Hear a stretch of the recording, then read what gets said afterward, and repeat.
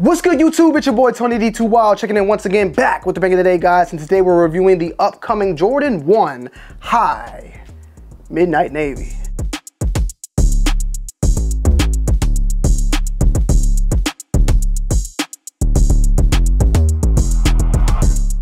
So guys, we just recently got these in hand and we did a video, and yeah, a lot of people had a lot to say, you know, and it's not bad stuff, because at the end of the day, as a sneakerhead, I guess we can rejoice for the fact that this is a shoe that is retailed at $180 and is releasing in about 10 days from now, I would say, and it is going for $123, at least in my size. Basically, you're not going to be spending more than 150 bucks on the shoe right now. $150 for a shoe that is releasing in about 10 days, and it could get even worse as we get closer and closer to that day.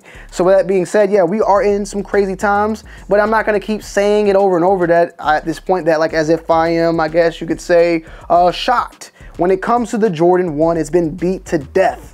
It's done data. So Jordan brand's gonna have to figure something out. I'm curious on how the Jordan 1 black toe, you know, will perform. The one that's coming out that's reimagined, how that shoe will perform, because every Jordan 1 that they've thrown at this point has pretty much not stuck on the wall, but to each its own. With that being said, though, we have the Midnight Navy here, and overall the Midnight Navy, in my opinion, is a very nice shoe.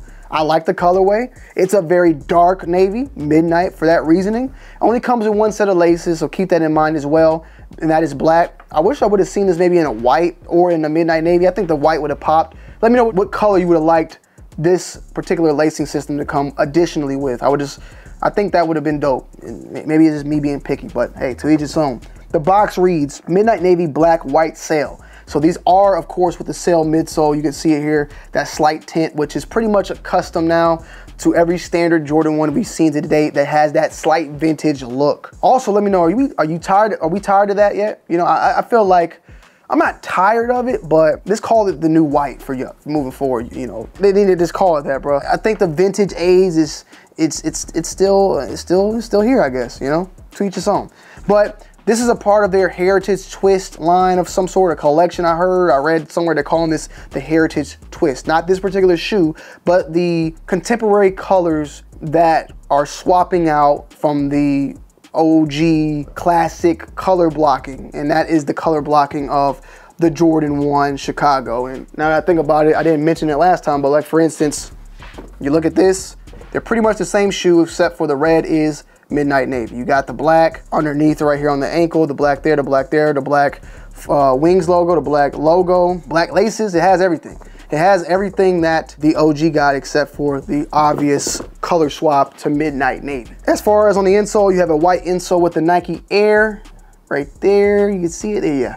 You got the Nike Air in the navy with the white Nike Air, but the overall Midnight Navy tag. Black laces. The leather quality on this shoe, for the most part, is pretty standard. It's not bad though. It's a decent quality leather. It's not plasticky. You know, it's got a little bit of a little bit tougher though. It seems as if the leather has got a little bit more stiff. Stiff doesn't necessarily always means great, nor does it always means good. Leather is defined by its like the actual quality of the leather cut. So sometimes you feel stuff that feels very tumbled and soft. That doesn't even mean that it's real leather. It can be pleather. But for the most part, this is a very typical Jordan 1. This is very typical. There ain't anything special about it. But if you're someone that's looking for a Midnight Navy colorway, then this may be something good for you to go with. Me personally, I like it. I think the colorway is nice. Am I grabbing it? No, I'm not. I have enough, and you guys know me right now. I'm keeping it 1,000. I'm making smart business decisions, you feel me, when it comes to spending my bread. Like, it gotta make sense. It's gotta make sense. Them foam posits,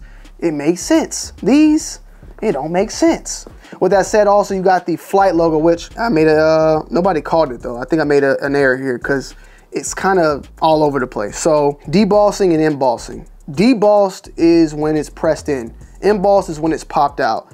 The Flight logo itself is pressed into this leather, but the actual black part or the ink part is embossed. So what I mean by that, it's just kind of hard to tell you which one is which. And I guess when I think of embossed, I'm thinking of something that is flat and then the logo is popped out, right? This is pressed in and then parts of it are popped out, but it's popped out to the same level of the leather. And I don't know if I'm explaining it right. I probably done ruined your brain and made your head explode.